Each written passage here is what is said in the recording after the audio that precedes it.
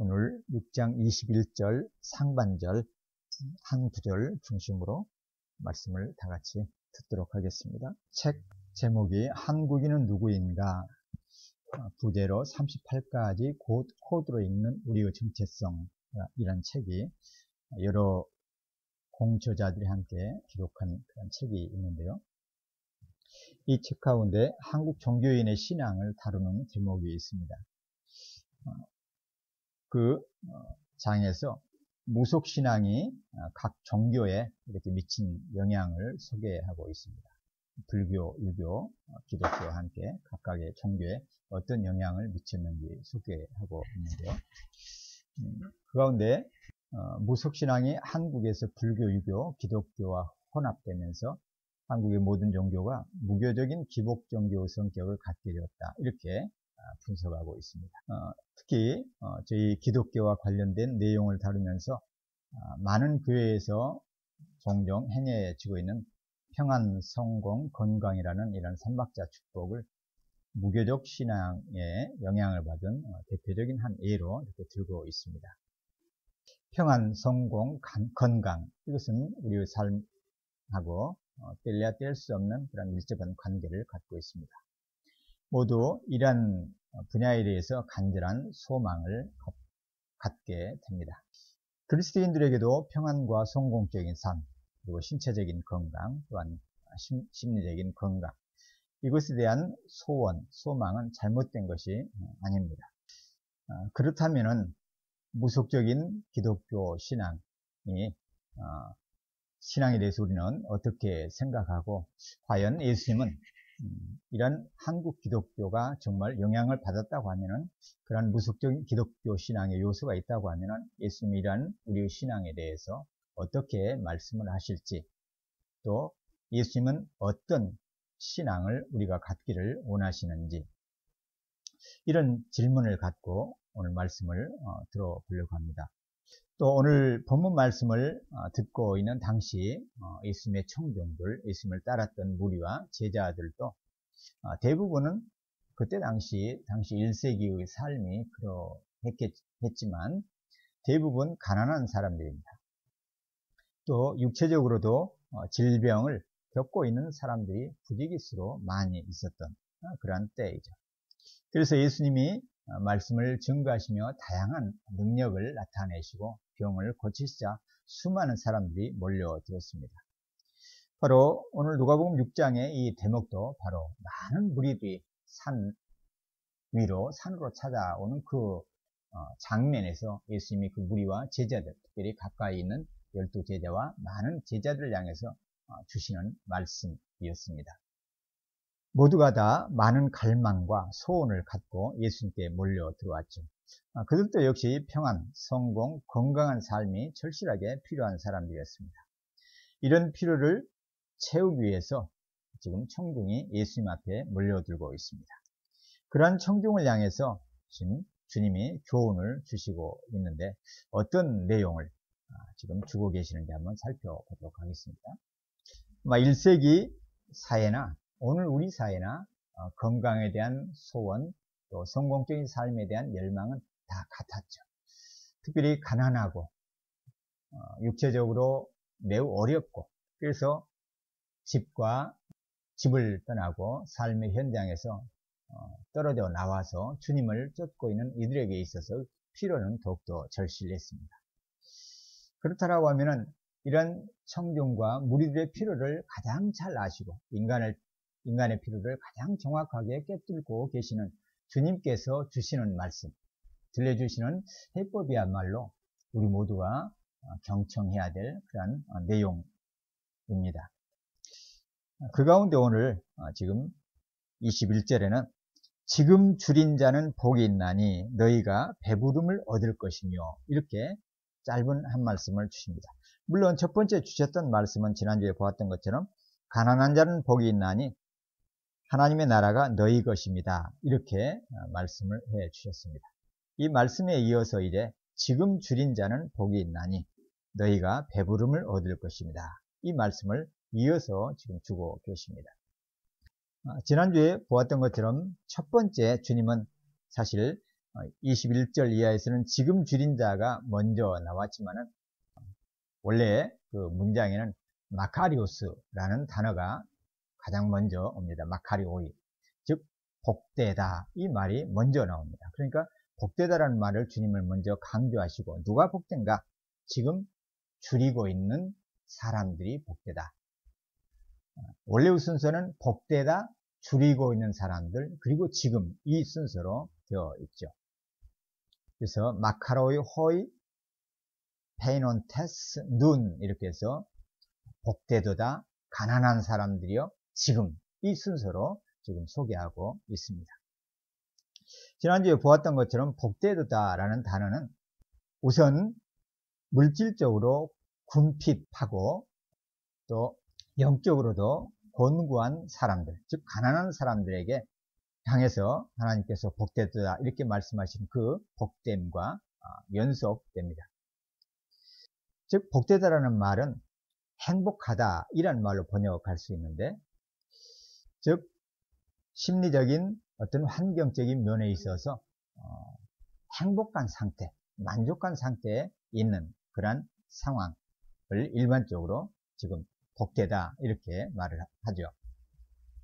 특별히 그러나 성경적인 관점에서 이 복되다라는 말은 우선 하나님의 손에 현재 처하고 있는 삶과 여건들을 맡기기 때문에 그런 하나님에 대한 신뢰와 하나님에 대한 의존으로 말미암아 일상의 염려와 일상의 걱정들로부터 해방된 상태를 지금 복됨 이렇게 말합니다.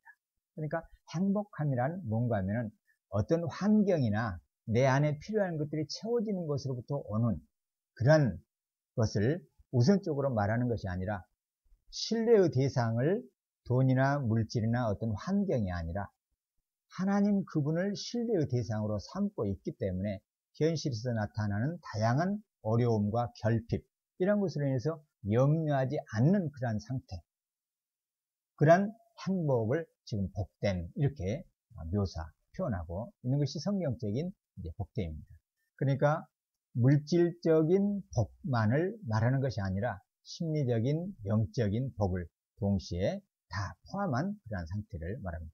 우선에서는 하나님과 관계를 맺고 있는 사람들이 하나님을 신앙하고 의지함으로 오게 되는 심리적인 상태, 그것을 복이라고 말합니다. 그러니까 이것은 전체적인 의미가 다 들어있죠.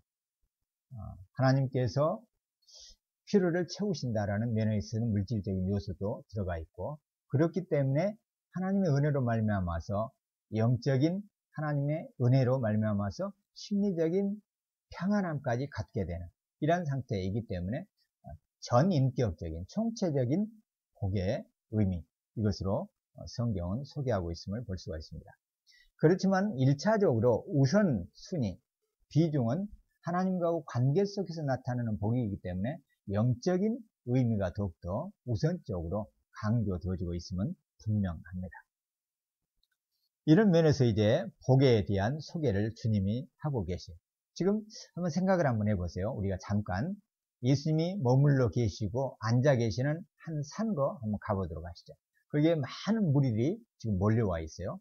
배고프기도 하고 가난한 사람들도 많고 머리가 아픈 사람, 또 귀신에 이렇게 고통을 당하는 사람, 다리를 못 쓰는 사람, 손이 이렇게 절단된 사람, 다양한 종기를 갖고 있는 많은 사람들, 또 인간관계를 속에서 갈등을 일으키고 있는 사람들, 미래 때문에 고민하고 있는 청년들, 또 직업이 없어서 삶의 어려움을 겪고 있는 일반 사람들, 여러 사람들이 다 각자의 필요를 갖고 예수님에게 나아오는 것이죠. 그런 사람들 향해서 가난한 자는 복이 있다, 이렇게 먼저 시작을 합니다. 그러면서 가난한 자에게 복이 있다 그러면은 너희가 복권에 당첨이 될 것이요, 내가 만불을, 천만불을, 백만불을 너희에게 줄 것이요, 이렇게 답을 해야지 가난은 물질적인 의미로 소개가 되어지는데, 그렇지 않고 하나님 나라가 너희의 것입니다, 이렇게 하나님 나라를 가지고 있는 너희는 그래서 복되다, 즉 하나님 나라를 소유하기 때문에 늘 하나님 나라에 대한 목마름이 있는 너희가 복되다 이라는 의미로 말하죠. 그러니까 당시의 가난한 심령들이 그 가난함을 세상적인 방식으로 해결하려는 것이 아니라 하나님과의 관계 속에서 이 가난의 문제, 가난한 상황, 당장에 한 끼가 어려운 사람들이 이 가난의 문제를 어떻게 해결할 것인가?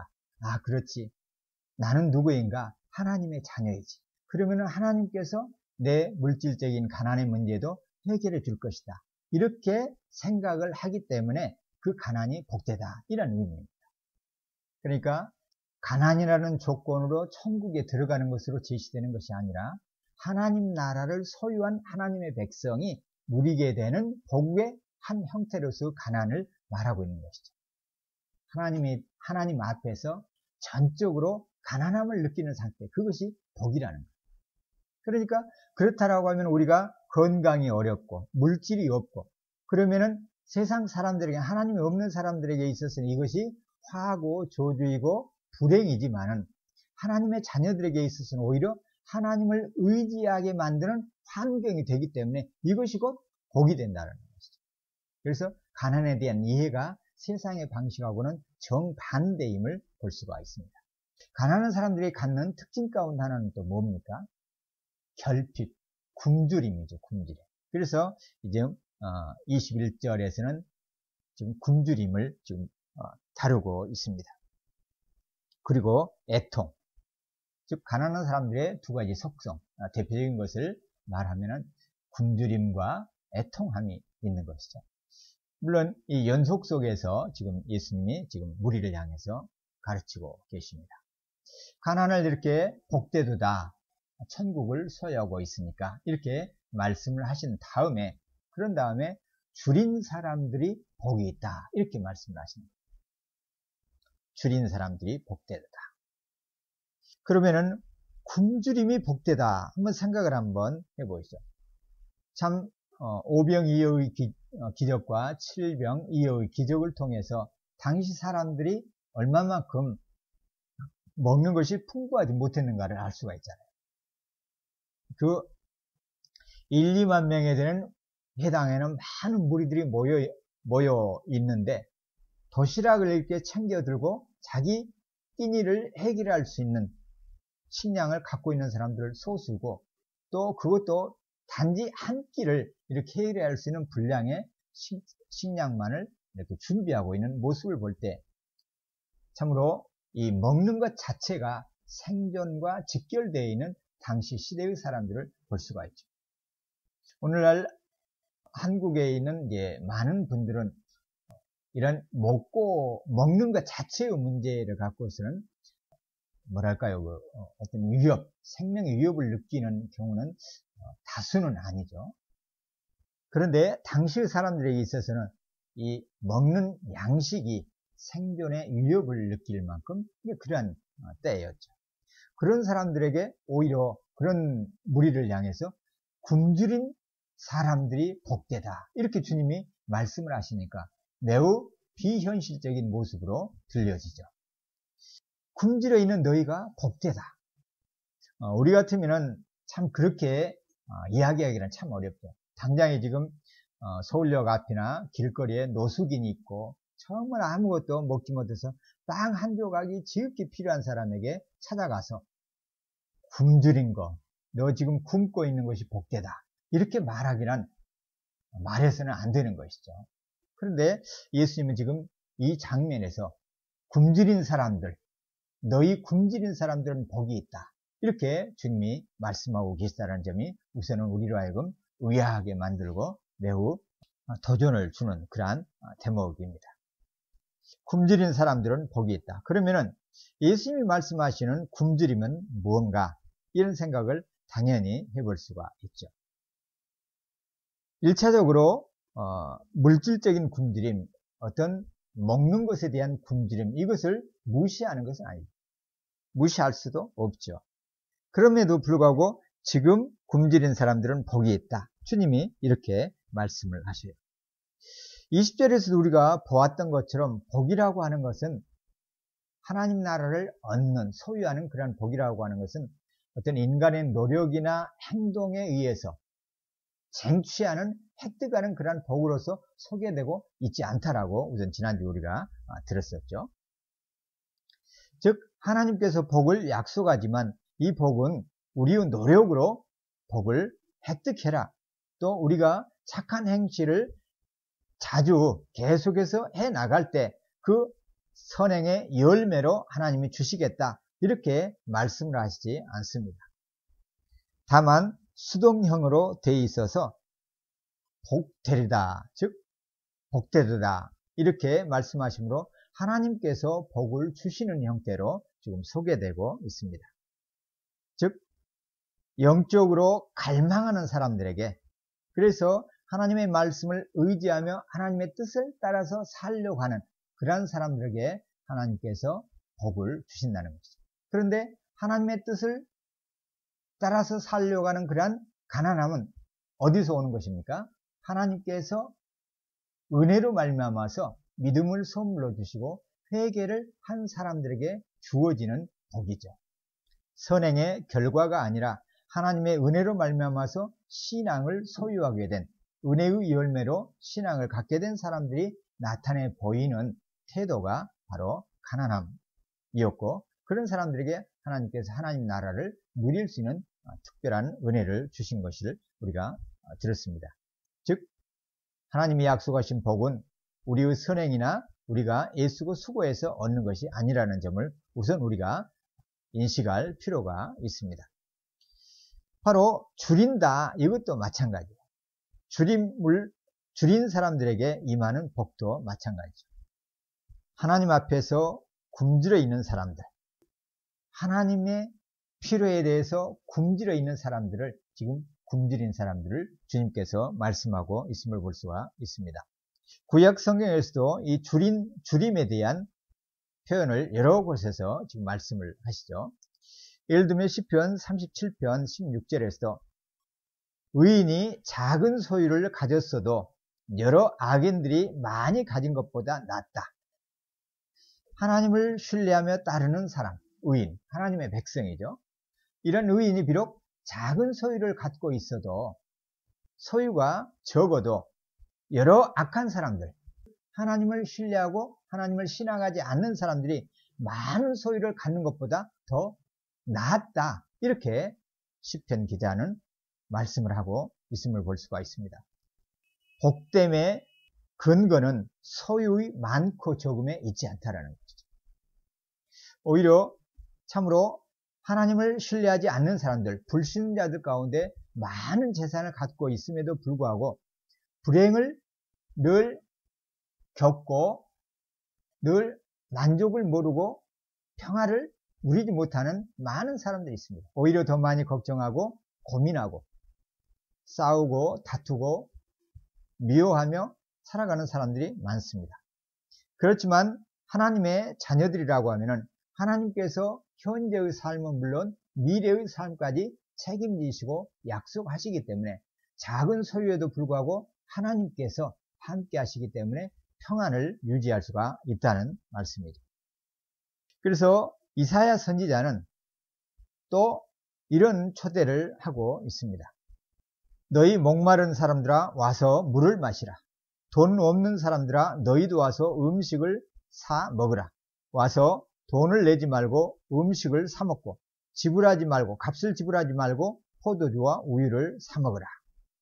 왜 너희는 음식이 아닌 것에 돈을 쓰고 배부르게 하지도 못할 것에 예를 쓰느냐.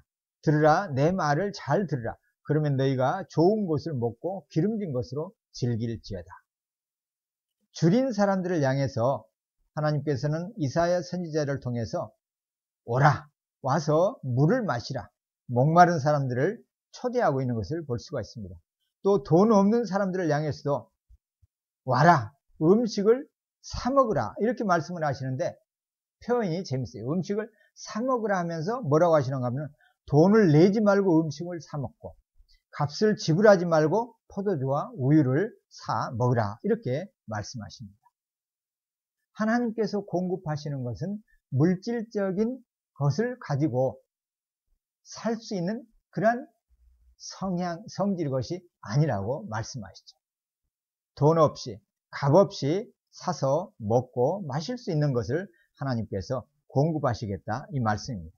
그러면서 음식이 아닌 것에 돈을 쓰고 배부르게 하지도 못할 것에 예를 쓰느냐 이렇게 말씀을 하셔요. 음식이 아닌 것에 돈을 쓰고 배부르게 하지도 못할 것에 예를 쓰는다. 이거 무슨 말씀을 말해요? 그냥 신령한 음식이 아닌 것. 그러니까 영원한 굶주림과 영원한 기근, 영원한 목마름을 채울 수 있는 것이 아닌 것에 돈을 쓰고 있다는 것이죠. 신령한 생수, 영원한 생수, 영원한 생명을 공급하는 그러한 생수. 예수님이 요한복음 6장에서 말씀하시는 생수강이 너희 배에서 흘러 넘치리라고 하시는 그 성령님을 지금 말씀하시는 신령한 양식을 선지자 이사야를 통해서 지금 소개하고 계시는 것이죠. 그래서 내 말을 들으라, 내 말을 잘 들으라. 그러면 너희가 좋은 것을 먹고 기름진 것으로 즐길 것이다. 좋은 것, 기름진 것, 신령한 양식. 하늘 아버지이신 하나님만이 주실 수 있는 인간의 전인격적인 필요를 채울 수 있는 것. 신체적인 것, 심리적인 것, 영적인 것까지 그 필요를 채울 수 있는 그 신령한 양식을 공급해 주시겠다고 말씀을 하십니다.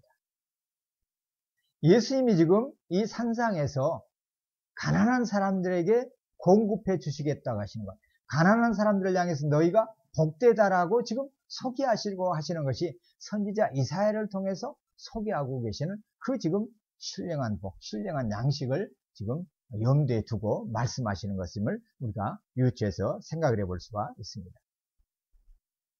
그러니까 여기에서 가난은 어떤 재물의 결핍과 같은 그런 것을 말하는 것이 아니라 영적인 가난, 영적인 빈곤, 이것을 말하시죠.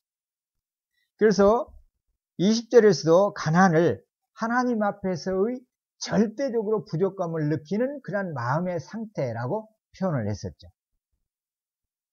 하나님이 없으면 저는 절대적으로 살 수 없습니다. 하나님 앞에서 가난함을 지금 가난한 사람들, 예수님이 말씀하시는 가난함. 하나님의 은혜와 도우심이 없고서는 저는 삶의 의미를 가질 수가 없습니다. 하나님께서 베푸시는 신령한 양식이 아니고서는 제 영혼의 갈증을 해결할, 씻을 길이 없습니다. 이 영적인 파산 상태를 깊이 인식하고 있는 사람들을 가난한 사람, 이렇게 예수님은 말씀하고 있습니다. 그런데 이러한 가난함은 보편적으로 물질적으로 가난한 사람들이 더 이런 영적인 필요를 느끼게 된다는 거죠. 그래서 구약에서 가난한 사람들은 가난한 경건한 사람들을 말한다라고 시편과 잠언, 천도, 지혜서에서 그렇게 보통 얘기를 한다라고 우리가 살펴보았었죠. 하나님으로 목말라 있는 하나님에 대한 가난함, 이것을 지금 가난한 사람들, 그리고 굶주림도 바로 그러한 굶주림을 말하는 겁니다. 천국을 경험하고 천국에 들어가는 것, 그것이 하나님 앞에서 영적인 파산 상태임을 깨닫는 가난한 사람이 하나님 나라에 들어가는 것입니다. 그것은 곧 가난 자체가 천국에 들어가는 조건은 아니라는 것이죠. 하나님의 은혜를 경험하지 아니하고서는 이런 가난함을 결코 느낄 수가 없기 때문에 그렇습니다. 그래서 하나님의 자녀들만이 이 가난함을 느낄 수가 있는 거예요. 하나님이 없으면 저는 죽을 것 같습니다. 하나님 세상의 모든 것을 다 누리고 소유한다라고 할지라도 하나님의 사람은 하나님의 은혜에 대해서 목말라 하는 것이죠. 모든 환경이 좋은 조건이라고 할지라도 하나님으로 인한 체험과 영적인 신령한 은혜, 공급이 없다라고 하면 여전히 목마르고 배고픈 것이 하나님의 자녀의 특징입니다. 그러니까 하나님의 자녀인가 아닌가는 쉽게 구분할 수가 있죠. 천국의 삶을 사는가, 천국 백성인가 아닌가, 천국에 들어가 있는가 아닌가는 뭘 갖고 금방 알 수가 있어요. 물질이 풍부하고 권력이 높은 위치에 있고 그러면은 하나님을 찾지 않는 사람이라고 하면은 복된 사람이 아니고 하나님의 자녀가 되기 어려움을 보여주는 하나의 신호입니다. 물론 그렇다라고 해서 예수님이 물질적인 부요를 배척하시지는 않습니다.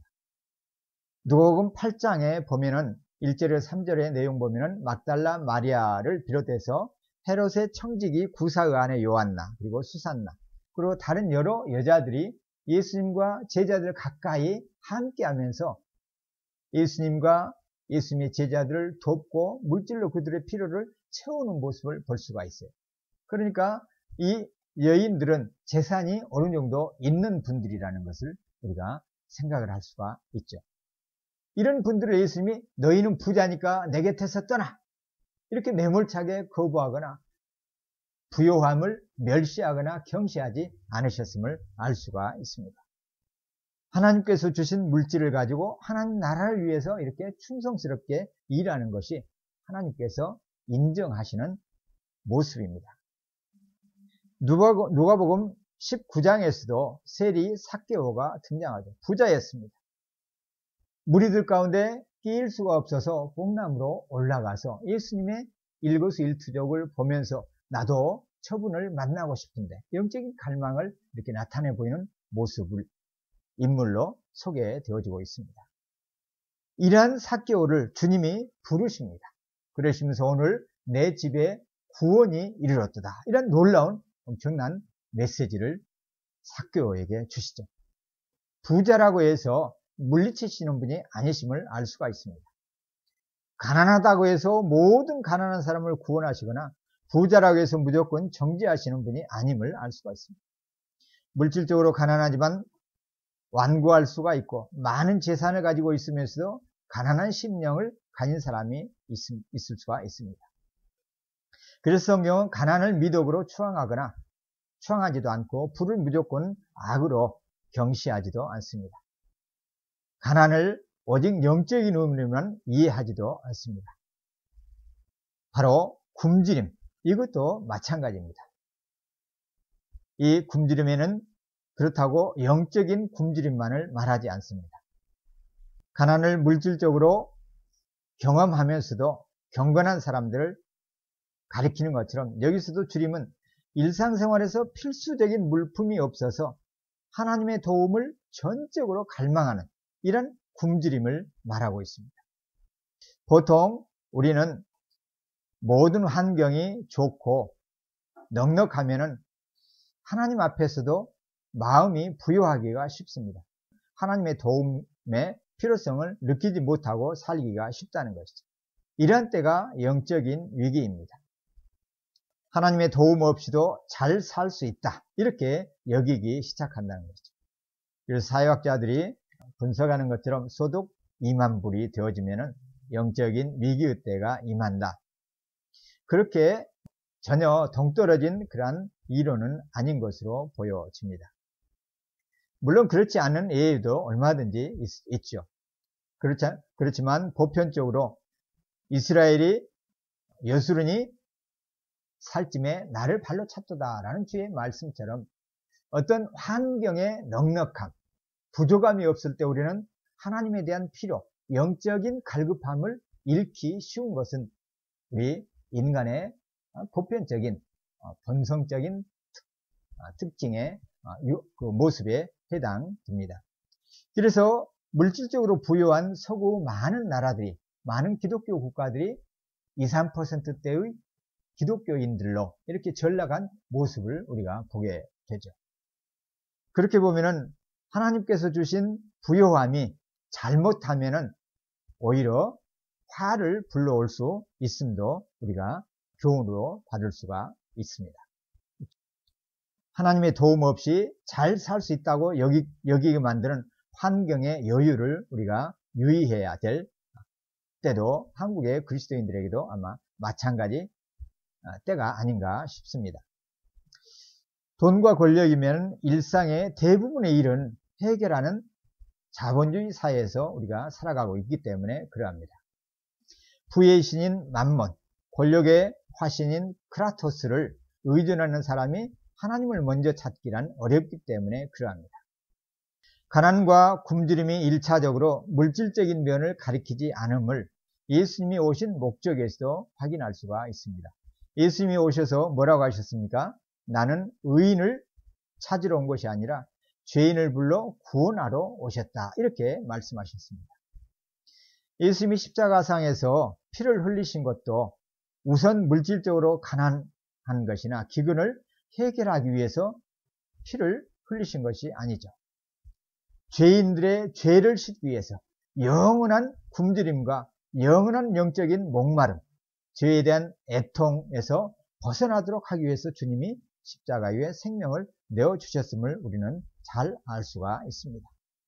그래서 오늘 21절의 주림, 굶주림은 이렇게 정리할 수가 있습니다.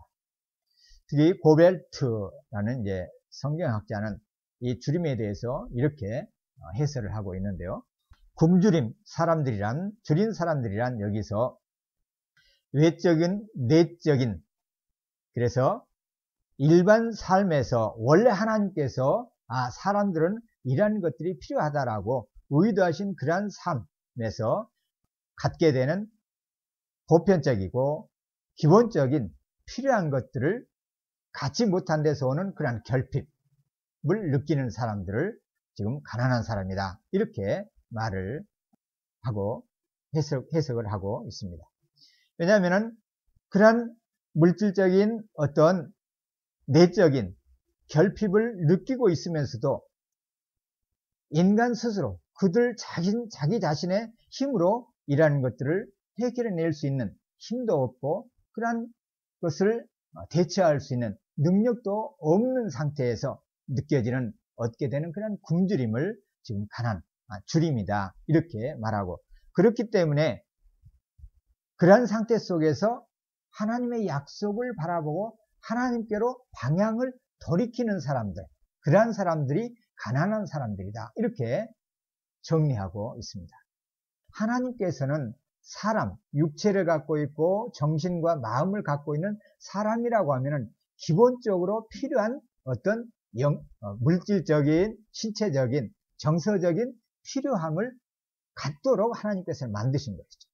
그런데 이런 하나님이 요구하시고 의도하신 기본적인 필요를 채울 수가 없어서 오게 되는 그런 고통, 그런 상태를 경험하고 있는 상황에서 스스로는 도무지 이 문제를 해결할 수 없음을 깨닫고 하나님께로 나아가서 도움을 구해야 되겠다, 이렇게 인식하는 사람, 그런 사람을 굶주린 사람, 이렇게 해석을 하고 있다는 것이죠.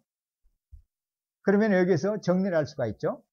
여기에서 굶주림이란 신체적인 필요, 물질적인 필요, 정서적인 필요와 함께 하나님 그분 자체가, 그분 자신이 필요로 하는 영적인 필요를 느끼며 굶주려하는 사람을 일컬어서 줄인 사람이다, 이렇게 말하고 있는 거예요.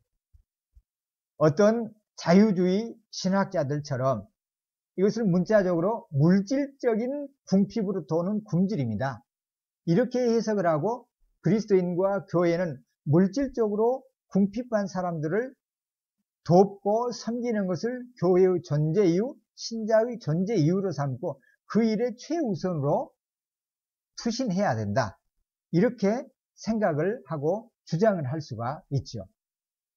또 어떤 사람들은 아니다, 사람은 물질적인 필요만이 아니라 마음의 건강이 보다 더 중요하다, 그래서 어떤 정신적인 필요를 채우는 것, 인간의 고민을 해결하고 마음의 문제를 해결하는 것이 최고로 중요하다, 이렇게 또 해석을 하고 교회와 그리스도인은 이 일에 최우선을 두어야 한다, 이렇게 생각을 할 수도 있죠.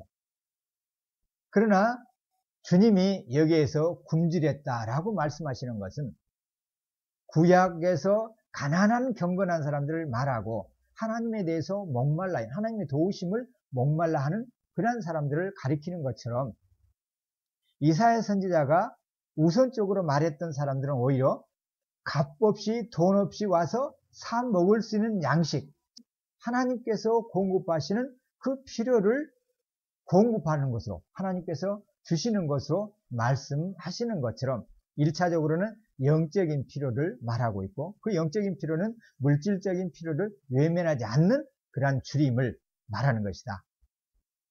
어느 한쪽을 외면하는 것, 물질적인 것만을 강조하고 영적인 것을 외면하거나 또 영적인 필요만을 강조하고 물질적인 것을 외면하는 그러한 것은 성경적이지 않고 성경의 뜻, 예수님의 의도를 축소시켜버리는 것이죠. 어떤 은사주의자들은 영의 문제가 해결되면 육체의 문제는 자동적으로 해결된다. 하나님께 모든 것을 드리고 충성하면은, 여기서는 이제 오해하면 안 되겠지만, 나머지 모든 것, 돈도 벌고 출세도 하고 성공도 한다. 이렇게 단순하게 공식처럼 말하는 것도 예수님이 의도하시고 가르치시는 교훈하고는 빗나갔다라는 것을 우선 알 필요가 있죠. 그래서 본문에서 주림은 사회 경제적이고 영적인 종교적인 이런 의미를 담고 있습니다. 어떤 하나의 의미로 축소해서 해석해서는 안 됩니다. 또 이 구절을 보면은 줄인 자는 지금 줄인 자를 말하고 있죠. 그러니까 현재 시제로 말하고 있어요. 지금 예수님 앞에 있는 무리들과 제자들 향해서 지금 굶주리고 있잖아요. 제자들도 넉넉하지 않잖아요. 많은 무리들도 지금 굶주려 있는 상태. 가난한 시대를 살아가고 있는 무리이기 때문에 지금 굶주려 있는. 그래서 지금 굶주려 있는 사람들. 그렇지만 물질적인 굶주림뿐만이 아니라 어떤 굶주림? 하나님 나라에 대한 사모함, 천국에 대한 사모함, 하나님에 대한 목마름을 갖고 있는 사람들을 지금 다 함축하여서 지금 굶주린 사람들, 이렇게 얘기하고 있습니다. 굶주림은 과거의 굶주린 것으로 끝나는 것이 아니라 미래의 굶주릴 사람들을 말하고 있지 않고, 여기서는 지금 줄인 자는, 이렇게 지금 분명하게 현재 시제로 강조하고 있어요. 오늘 말씀을 읽는 우리 독자들이나 신자들, 또 성경 독자들에게도 마찬가지예요. 지금 굶주리고 있다라고 하면은 바로 이 말씀의 청중에 해당되어집니다.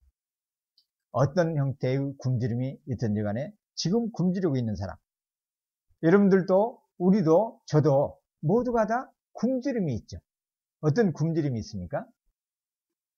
마음에 걱정이 있고, 또 어떤 필요들이 있고, 신체가 약해서 건강에 대한 주림이 있죠. 하나님의 도움이 필요하죠. 또 모든 사람에게는 지혜가 필요하죠.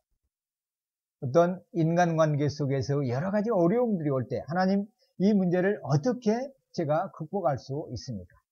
이 까다로운 사람을 참 대처하기가 어려운데 어떻게 했으면 좋겠습니까? 사람이 모이는 곳이면 어디든지 갈등이 일어날 수밖에 없고 문제를 겪지 않을 수가 없습니다. 가정에서도 물론이고, 학교에서도 물론이고, 직장에서도 물론이고, 동네에서도 물론이고, 버스를 타고 가면 버스 안에서 어디에 가서든지 우리는 갈등의 요소가 안고 살아갑니다. 갈등을 겪어요. 사람끼리 갈등이 없다라고 하면은 환경 속에서 갈등을 겪을 수밖에 없습니다.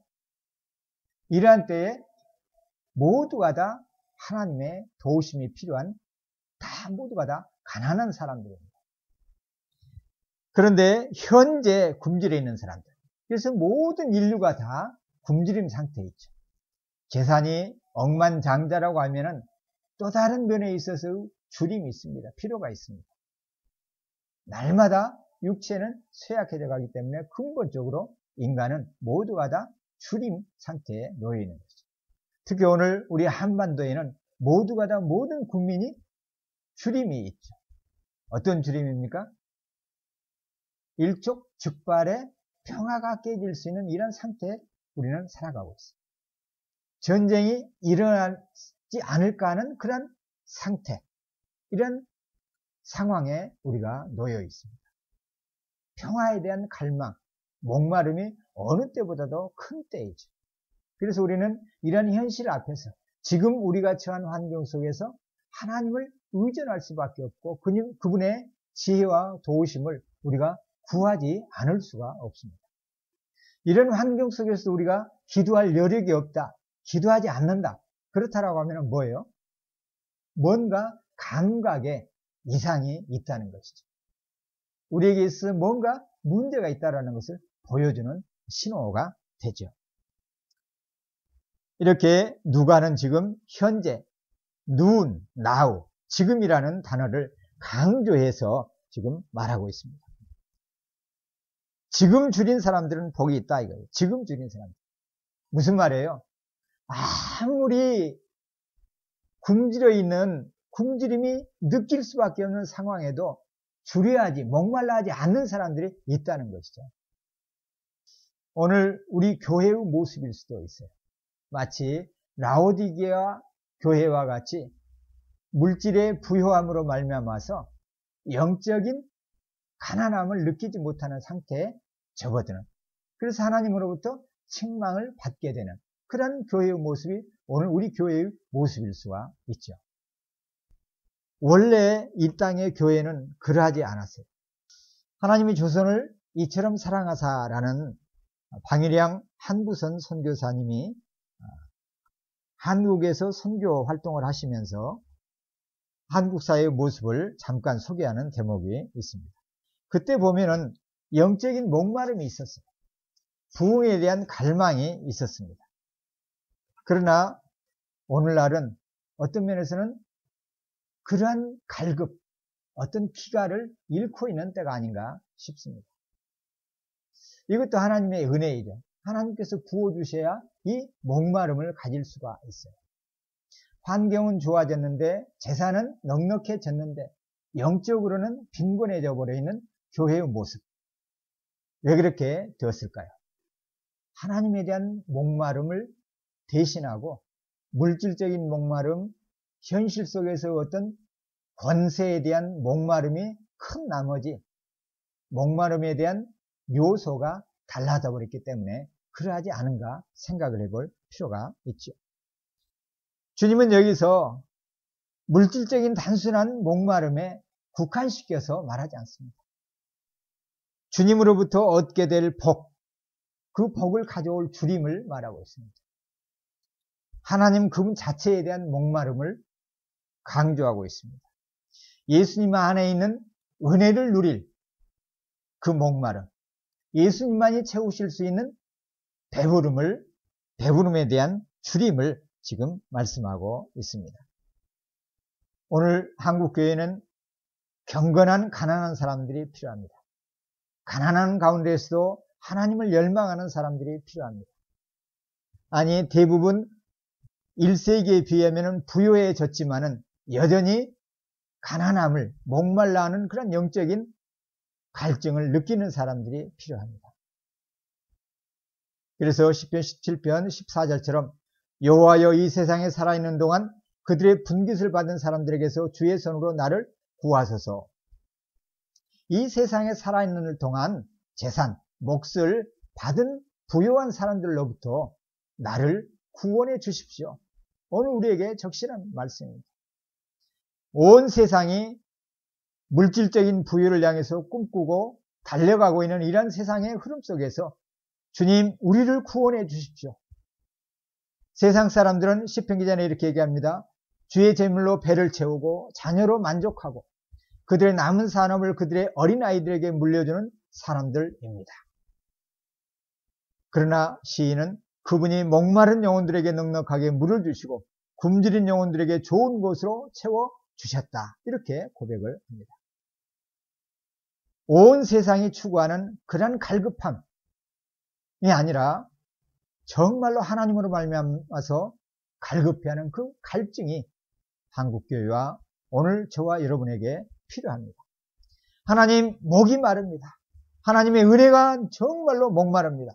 하나님 당신 자신이 저는 필요합니다. 하늘의 은혜가 필요합니다. 하나님 이 곤고한 영혼 속에 기진맥진한 이 영혼을 주의 성령으로 채워주십시오. 저는 영적으로 목말라 있습니다. 굶주려 있습니다. 주님의 은혜가 필요합니다. 이 갈급함과 이 절규가 우리 모두에게 필요합니다. 이런 사람들에게 주님은 약속합니다. 뭐라고 약속합니까? 21절 상반절의 뒷부분입니다. 너희가 배부름을 얻을 것입니다. 줄인 사람들만 배를 채울 수가 있는 것이죠.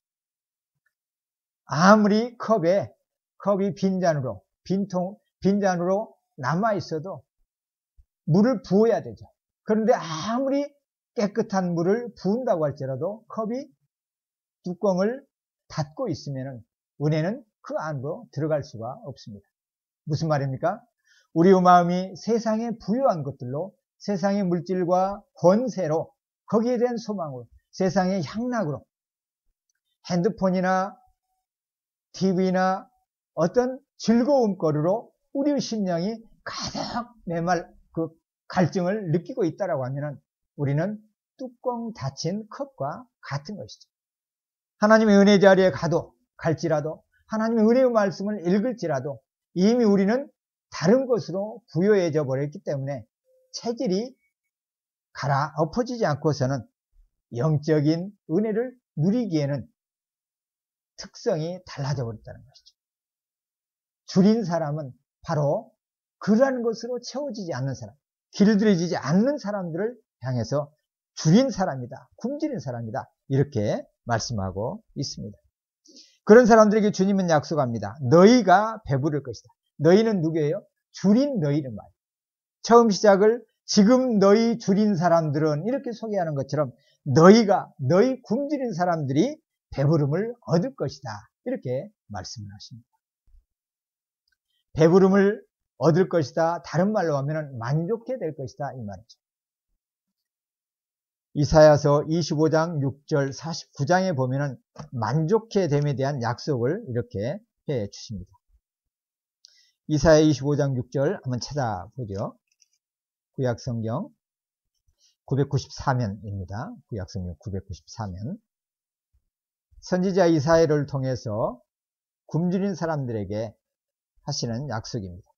자, 다 같이 한번 봉독해 볼까요? 만군의 여호와께서 이 산에서 만민을 위하여 기름진 것과 오래 저장하였던 포도주로 연회를 베푸시리니 곧 골수가 가득한 기름진 것과 오래 저장하였던 맑은 포도주로 하실 것이며. 누구에게 주신 약속이에요? 굶주린 사람들에게, 줄인 사람들에게 선지자 이사야를 통해서 주시는 말씀입니다. 25장 1절 이하에 보면은 이방의 공포와 포악 가운데서, 포악한 자들 가운데서 신음하고 고통당하는 가난한 심령들, 가난한 하나님의 백성들에게 하나님께서 주시는 약속입니다. 마지막 때에 주의 메시아를 통해서 이루어지게 될 잔치를 지금 약속하고 있죠. 바로 예수님이 오셔서 산 위에서 베푸셨던 바로 그 장면입니다. 굶주린 사람들만이, 예수님께로 굶주림을 갖고 나온 사람들만이 경험할 수 있는 모습이죠. 또 누가복음 14장에서도 주님은 굶주림에 대해서 이렇게 잔치를 베푸십니다. 누가복음 14장의 15절 이하에 보면 제가 잠깐 소개해 드리겠습니다. 함께 먹는 사람 중에 하나가 이 말을 듣고 이르되 무릇 하나님의 나라에서 떡을 먹는 자는 복되도다. 복되도다. 하나님의 나라에서 떡을 먹는 사람.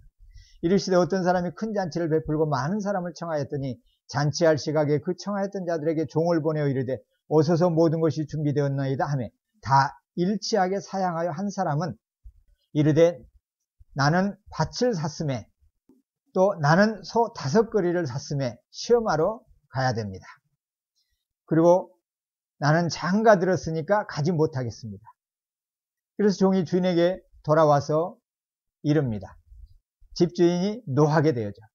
그래서 종에게 다시 말합니다. 빨리 시내의 거리와 골목으로 나가라. 그래서 가난한 사람들, 몸이 불편한 사람들, 맹인들, 저는 사람들을 데려오라.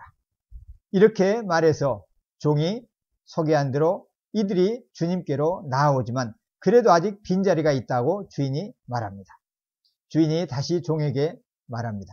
산 울타리가로 나가거라. 그래서 사람들을 이제 강권하여들에다가 내 집을 채우라.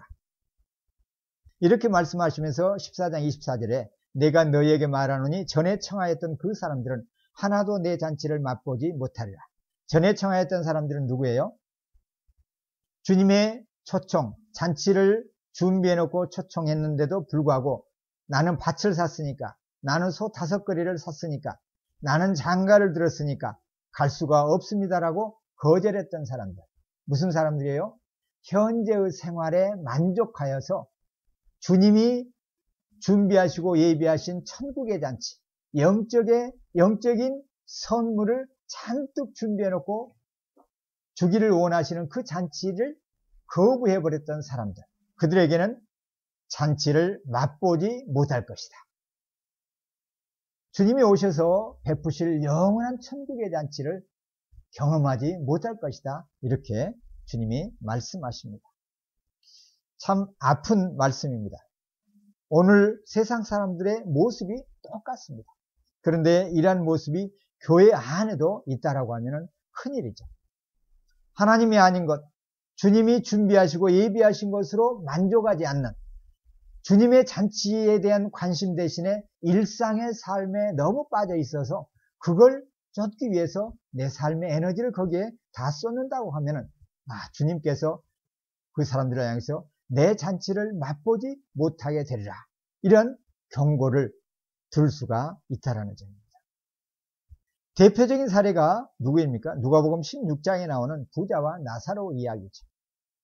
현세에서 모든 것을 누렸기 때문에 부자에게 너는 나의 곳, 나사로가 있는 곳에 결코 올 수가 없다라는 이 엄청난 말씀을 들을 수밖에 없고, 그 지옥의 고통을 벗어날 수 없었던 부자의 모습, 오늘 현 시대를 살아가는 많은 사람들의 모습이 아닐지 생각을 하게 만듭니다. 예수님의 요점은 뭡니까? 오늘 아무리 여건이 좋든 나쁘든 현재의 삶에 있어서 또는 외적인 모습에 있어서 그 기준을 갖고 하나님 나라에 대한 평가를 해서는 안 된다는 것이죠. 하나님 나라의 복은 지금 어떤 상태에 있는가, 외적인 모습이 어떠한가에 달려 있는 것이 아니라 그런 것으로 측정되어서는 안 된다는 겁니다. 그러면은 뭘 말씀하십니까? 현재, 지금 어떤 상황에 있든지 간에 외적으로 볼 때 내가 어떤 모습, 어떤 지위에 있든지 간에 중요한 것은 무엇입니까? 주님과의 관계다. 하나님과의 관계가 중요하다는 겁니다. 오늘 모든 인간들이 가져야 될 열쇠는 하늘의 곡식이 떨어지면 미래에 반드시 열매 맺게 되는 것처럼 미래의 천국에 대한 열매를 누리게 될 확실한 근거와 기초는 뭐다?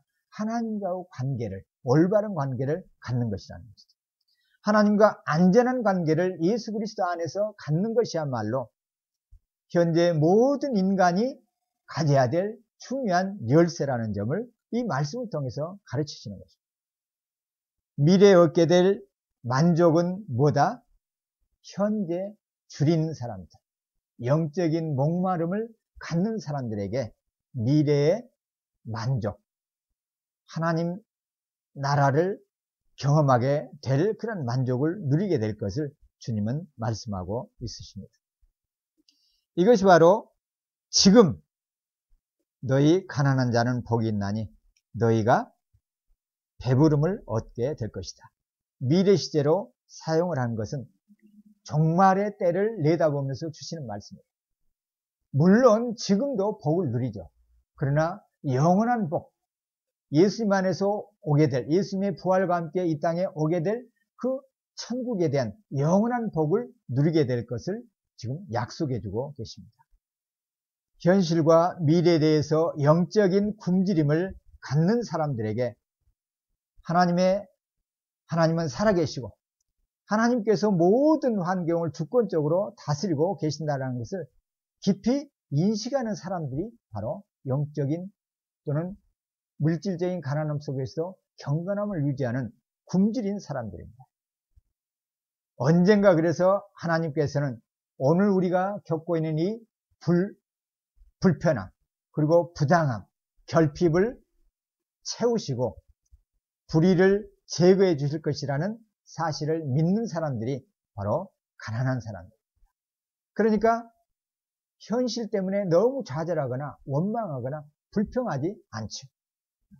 왜냐하면 이러한 현실적인 어려움들이 오히려 하나님의 은혜를 경험하게 하는 통로요, 은혜의 요소라는 것을 알기 때문에 오히려 하나님의 손을 경험하게 될 방편이 될 것을 믿기 때문에 그러한 사람들에게는 이 가난이 오히려 복입니다. 이 말씀은 바로 그러한 사실을 깨닫고 의지하는 사람들만이 경험할 수 있는 진리입니다.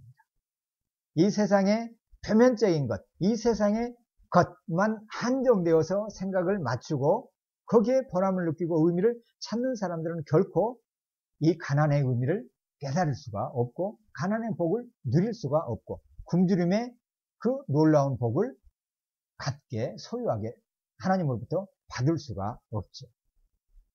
좀 전에 평양시대 평양사경의 모습을 잠깐 소개했는데요.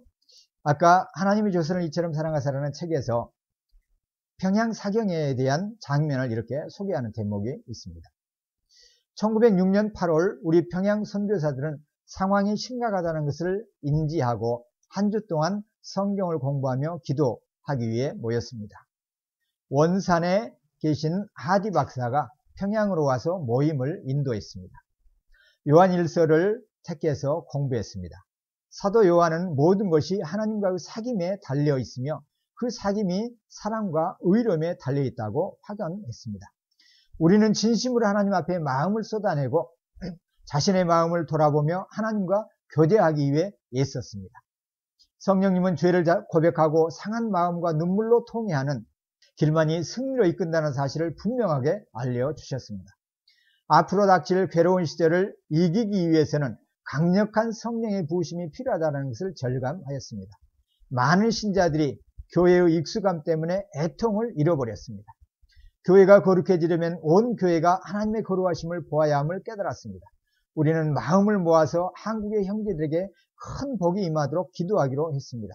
특히 평양에서 열릴 겨울 사경회를 위해 기도하자고 했습니다.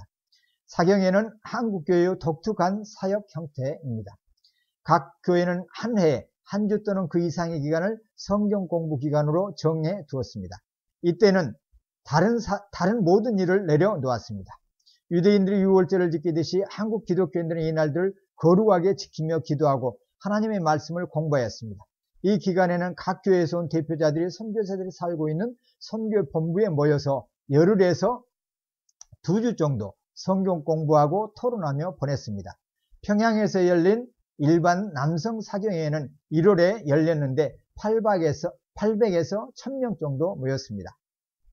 16km에서 160km나 되는 먼 거리에서 온 사람들이 대부분이었습니다.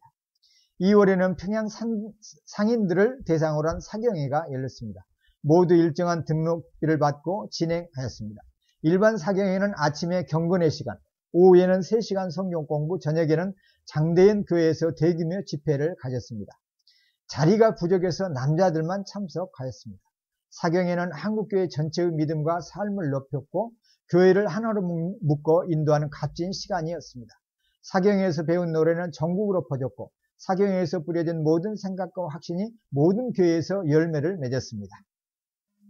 바로 방일항 한부선 선교사님들이 기록으로 남긴 바로 한국교회의 모습을 소개한 아름다운 장면입니다.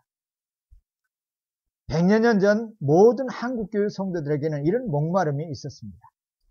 신령한 양식에 대한 목마름, 생수가 있다는 소식을 들으면 모든 것을 내려놓고 그곳이 40리가 되었던 400리가 되었던 찾아갔습니다. 오늘 한국교회는, 오늘 우리에게는 이러한 하늘 양식에 대한 타는 목마름이 있는가? 말씀을 마치겠습니다.